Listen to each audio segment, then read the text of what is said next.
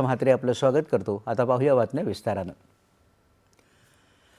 नवी दिल्लीत आयोजित इंडिया AI इम्पॅक्ट शिखर परिषद 2026चा आज 5वा दिवस असून परिषदेदरम्यान पंतप्रधान नरेंद्र मोदी विविध नेत्यांशी चर्चा करत आहेत। लिक्टेनस्टाईनचे राजकुमार अलाईस यांच्याशी त्यांनी द्विपक्षीय चर्चा केली। स्लोवाकिया प्रजासत्ताकाचे राष्ट्रपती पीटर पेलेग्रिनी यांच्याशीही पंतप्रधान मोदी यांनी द्विपक्षीय सहयोग, उदयोन्मुख तंत्रज्ञान आणि जागतिक भागीदारीबाबत हैदराबाद हाऊस इथं चर्चा केली।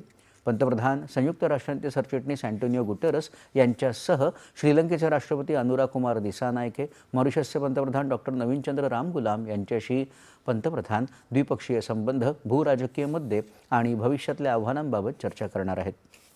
पंतप्रधान मोदी यांनी आज AI आणि डीप टेक स्टार्टअप्स मुख्य कार्यकारी अधिकाऱ्यांशी संवाद साधला। आरोग्य, सायबर सुरक्षा, अंतराळ अशा विविध क्षेत्रात हे स्टार्टअप्स कार्यरत आहेत।